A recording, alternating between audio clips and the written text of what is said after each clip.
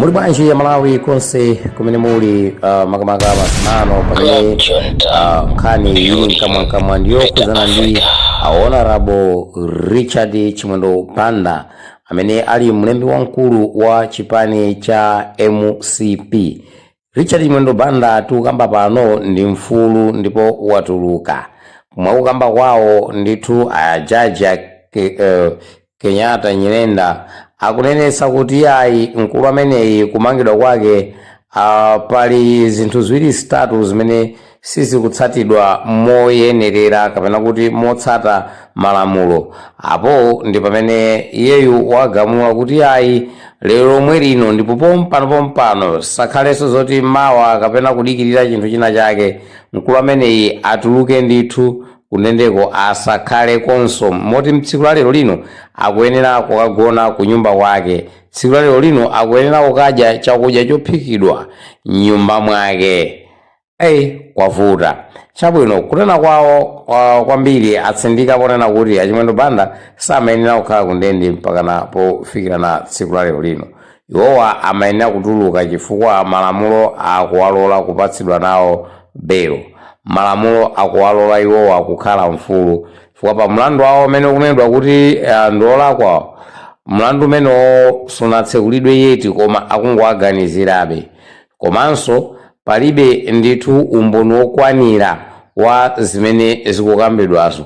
So zingati kuti apolisi kapena kuti akhoti amene anatengapo gawo kumayambiriroko kumva za nkhani ya mkulu ameneyu anagwiritsa ntchito ndale osati malamulo, motero malamulo aphwanyidwa pa Richard Chimwendo Banda.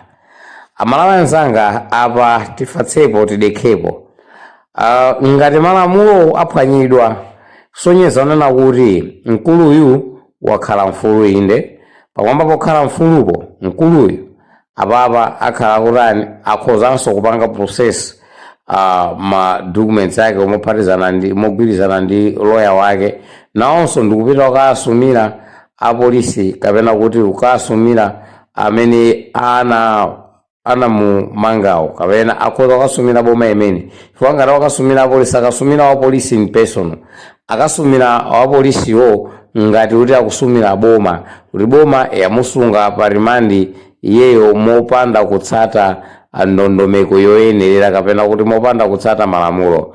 I remember some few days ago lawyer wina wake amene timati James Ayuba anazalankhula ndithu kuti kusungidwa kwa Chimwendo Banda pena pake pakulakwika, pena pake pakuphwanyedwa malamulo, pena pake sakulondoledwa, ndipo anthu ochuluka ndithu anayamba kumutukwana kumunyoza. Koma panopa pamene zatsikimizikanso kunena kuti iyayi mkuluyu amaphwanyidwa ndithu ufulu wake, sonyeza onena kuti mkuluyu panopa ali nayo mphamvu yopita ukasuma ndipo compensation imene angazapatsidwe ndi misonkho yathu ndithu, sikuti akakasumira boma ndi kuti akasaka wapolisi uja kuti wapolisi aliyense amene anatenga nawo gawo pomutsekera Chimwendo Banda apereke ndalama, kapena kuti lawyer wina aliyense amene kapena kuti judge wina aliyense amene anatengapo gawo yogamula kuti ayi Chimwendo Banda akakhale pa rimandi achotse ndithu pang'ono matumba mwawo kuti apereke uko. Ayi sizingachitike zimenezo, sizingatheke.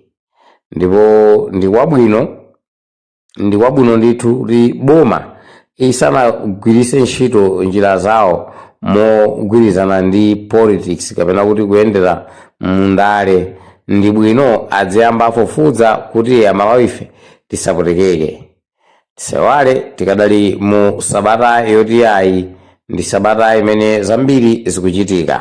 Apa mayi mumbaso mayi amene anamangidwa ndi kutchachero zaka 53 kuti akhale kundende pano watulusidwa pa belo.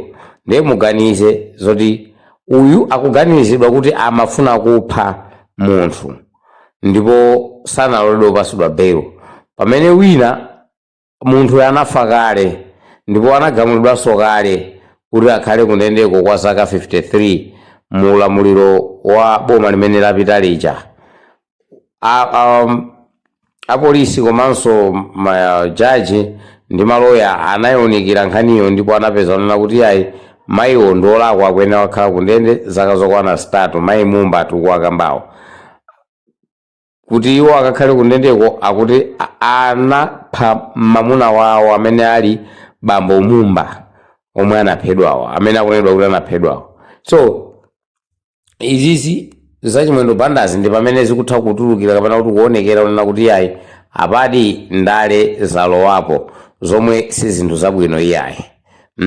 Tiyeninso tione palinso azibambo ena ndithu amene anachachidwa kale zaka kuti akhale ku ndende zaka zingapo kamba ka mlandu okupha albino. Pano apresident athu Professor Arthur Peter Mutharika awakhululukira anthu amenewo zomwe zikuonetsa bonana kuti ayi anthu akunenedwa kuti anapha albino ndipo mlandu wawo unalowa koti maloya ndi majaji anakambirana apolisi anaonikira nkhani yonseyo muli kuimveserera koma still pakuzapezeka kunena kuti ayi iwo ndiolakwa ndipo akuyenera ndithu amangidwe. Akuyenera ndithu amangidwe anthu amenewo and anamangidwa koma boma inaganiza kuti ngakhale anthu anamangidwa koma ndi bwino abwererenso asakhale ku ndende koma abwerere m'manyumba mwawo akhale ndi family yawo. Zomwe anthu nthawi zambiri amakamba unena kuti kodi DPP ndi kuphedwa kwa maalubino pali mgwirizano wanji, kodi DPP ndi kuphedwa kwa maalubino pali kumvana wanji. Zimenezo ndithu ambiri amakambakamba ndipo zimafotokozedwa. Ndi apa ndizodabwisa ndithu kuti pofikira mtsiku la lero lino zikuonesa kuti Chilowere ndi DPP mboma maalubino angapo afa aphedwa ena asowa ndipo sizidziwika kuti osowawo adapezeka kapena sadapezekebe pofikira mu tsiku la lero lino, zomwe zikumapereka chiopsezo kwambiri mu dziko lathu lino chifukwa boma ikulephera ndithu kuwateteza maalubino, ikulephera kukhwimisa chitetezo, kuyika ndithu chikhomo china chake kapena tinene kuti wina wake amene ali mbomamu ndi amene akumapereka ma connection mpaka na kumakhani malinki ya misika ya maalubino iyi kwenikweni chikuchitika ndi chani nanga ndi chifukwa chani zikuyenda chonchi, chifukwa chani anthu ena amene ali mdzikomo akusekerera zimene zizi nkumazionerera ndithu zikuchitika.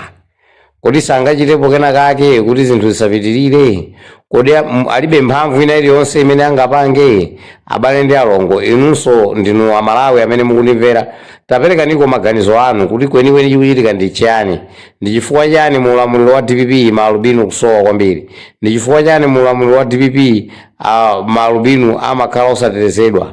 Kwa maalubinonso nawonso ndi anthu, nawonso ndi Amalawi, akuyenera kutetezedwa, akuyenera ndithu kumaonedwa pafupifupi kupewa mchitidwe umenewu.